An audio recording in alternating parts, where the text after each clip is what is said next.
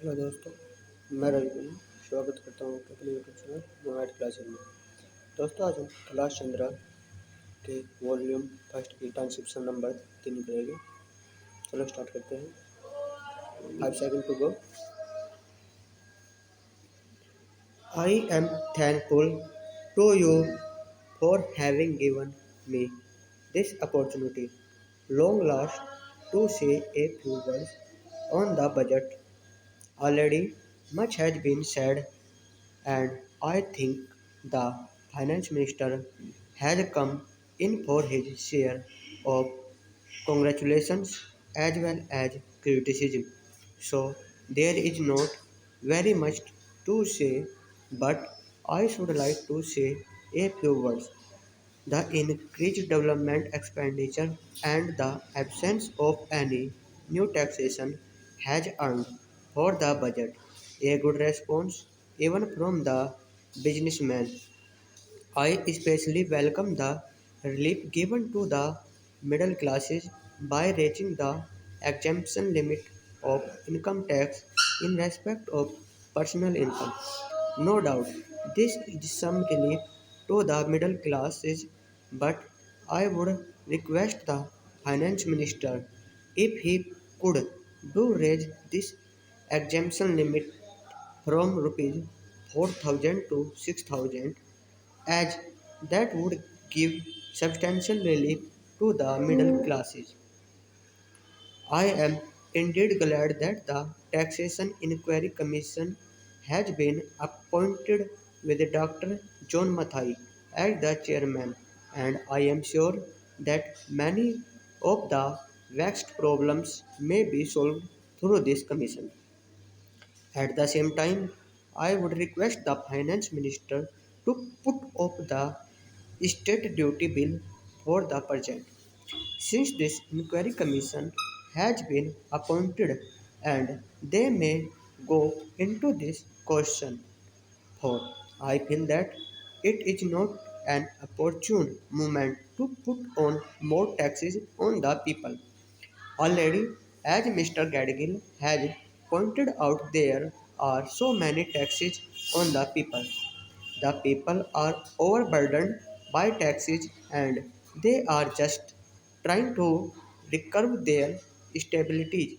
So, in regard to state duty, I would ask him to consider about it.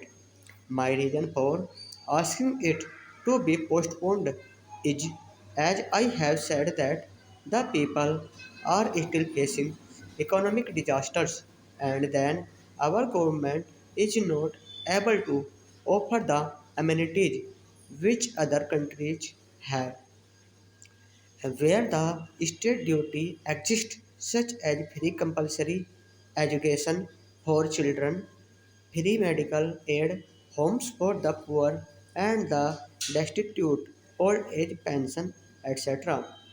So, my humble suggestion is that this point may be considered by the Taxation Inquiry Commission.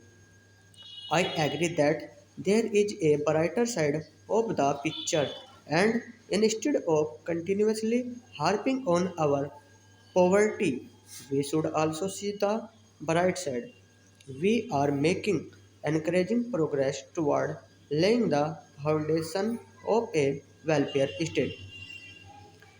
With the cooperation of all and the implementation of the 5-year plan, I am sure, sir, that we should be able to lay the foundations and fulfill the dreams of India.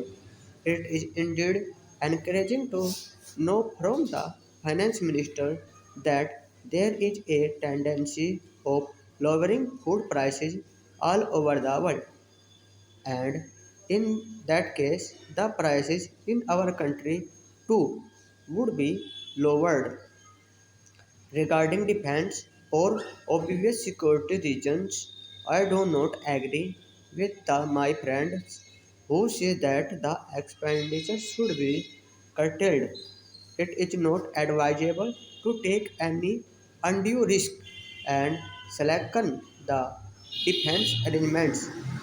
Indeed, defense is one of our valuable assets. Although strange to say there seems to be adverse opinion in some quarters.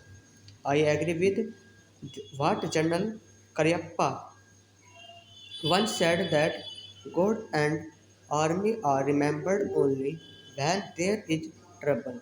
The army consists of the most disciplined and loyal set of young men. It would not be proper to affect economy in the pay of these brave officers, as it would not be an incentive for the right type of young man to join the army, and it would become inter- ineffective and inefficient. I believe already officers who were drawing rupees 1400 as their pay are now getting only rupees 700 and about rupees 100 as allowance. That is, they are getting about half of what they were getting before. It is very hard for those officers on field duty to establish separate establishments for their families and for their children. And I would especially appeal to the finance minister to see that the family allowance may be restored to those officers who are on field duty. Economy in army could be affected in other ways. There is scope for more efficient operation of defense industries, which process seems slow and by purchase policy of utilizing goods and storage indigenously manufactured. A preference should be given to country-made war materials such as could be produced here and they would be cheaper than foreign-made goods. I may also suggest that the armed forces who are not on field service or under any operation commitments so could be utilized for giving military training to the youths in schools and colleges, which would teach discipline and loyalty. The university authorities should make military training as part of their compulsory education, just as they have adopted social, domestic, and political sciences. The National Cadet Corps is already inculcating military training in some universities, such as Bombay and Calcutta. But if military training is made compulsory for our university students, it will go a long way. दोस्तों ये 100 word minute है ये 840 word है